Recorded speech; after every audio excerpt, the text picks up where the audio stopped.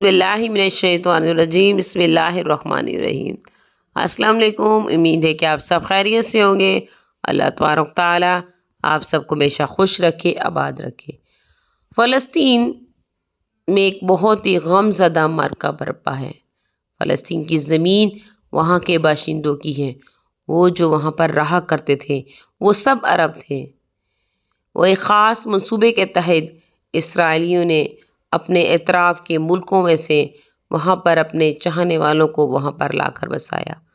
यहाँ तक कि यहूदियों के बारे में, गैर मुस्लिमों के बारे में इस्लामी रियासत में एक तसव्वुर मौजूद है कि गैर मुस्लिम भी हमारे इस्लामी रियासत में आकर रहें तो उनके भी हकूक़ बताए हैं। लेकिन इन यहूदियों ने एक मंसूबे के तहत वहाँ पर आकर रहना शुरू किया।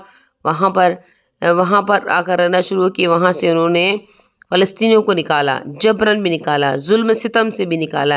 ये कोई आम बात नहीं थी।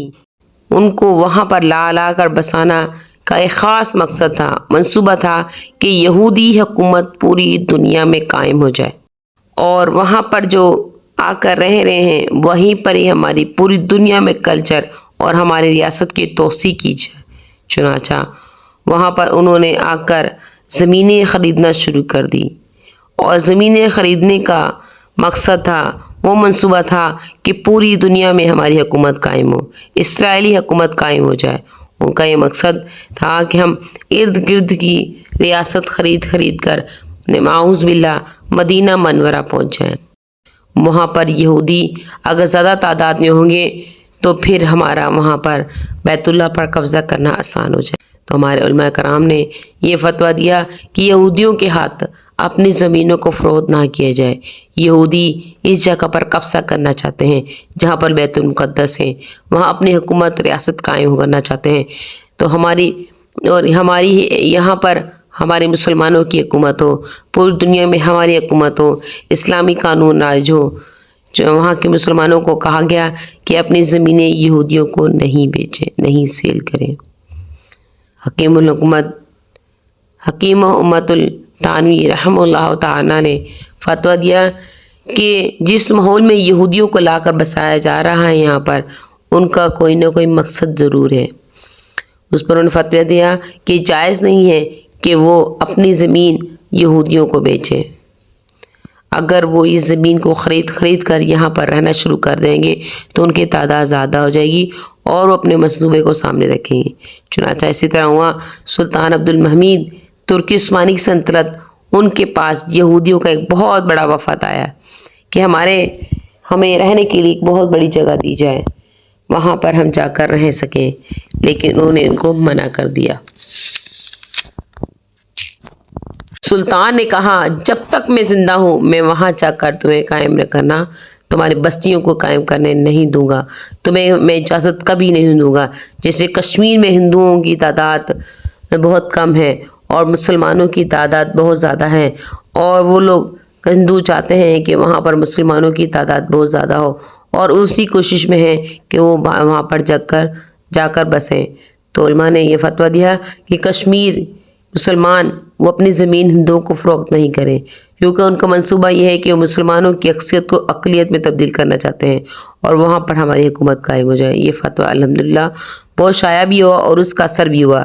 इसराइल के वहाँ पर ज़मीनें ख़रीदना शुरू किया, उन्होंने ज़्यादा पैसे देकर उससे ज़मीनें ख़रीदना शुरू कर दी और जहाँ पर यहूदी का असर ज़्यादा हो तो उन्होंने फ़लस्तीनियों पर जुल्म करना शुरू कर दिए, वहाँ से उन्हें निकालना शुरू कर दिया और इसराइल की पुश्त पर बरतानिया आके बैठ गया। उन्होंने उसका साथ दिया, उन्होंने उनकी मदद की। रफ्ता रफ्ता उनकी जारियत बढ़ गई, यहाँ तक कि 75 साल से पहले का वाक़या है। जिस साल पाकिस्तान कायम हुआ उस वक्त इसराइल हुकूमत कर रहा था और कायद-ए-आज़म से किसी ने पूछा कि इसराइल के बारे में, तो उन्होंने कहा ये मगरबी ताकतियों का हराम बच्चा है।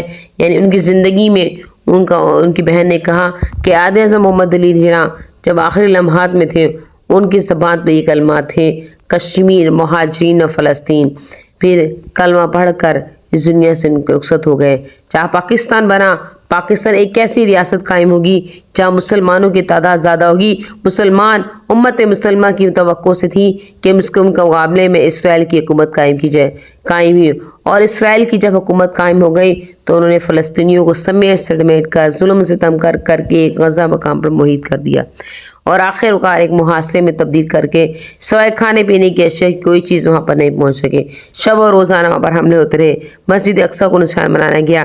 سلام ان نوجوانوں کو جنہوں نے ان کا مقابلہ کیا، انہوں نے ان کے ساتھ مقابلہ کیا اور ان پر پتھروں کا منہ سے مقابلہ کیا۔ نوجوان لڑکے 15 16 17 سال کے انہوں نے پتھروں سے برسائے۔ یہ ابتدا حماس کی تھی، انہوں نے ٹینک آنے پر پتھروں سے بارش کر دی، اور ان کے بعد آج تک اسرائیل کی طاقت کا روپ ہے۔ ان کے اپنے طاقت کو پڑھنے والے شروع کر دیے کہ وہ اپنی طاقت کو پڑھنا شروع کر دیا گیا۔ انہوں نے وہاں جا کے ایک اہم مقامات پر حملہ کرنا شروع کر دیا، وہاں پر مختلف مقام پر راکٹ پر ڈالنا شروع کر دیے، لیکن یہ مقابلے میں جو رسوخ انہوں نے غزہ کے مسلمانوں پر کیا تھا اس کی مثال ملنا مشکل ہے۔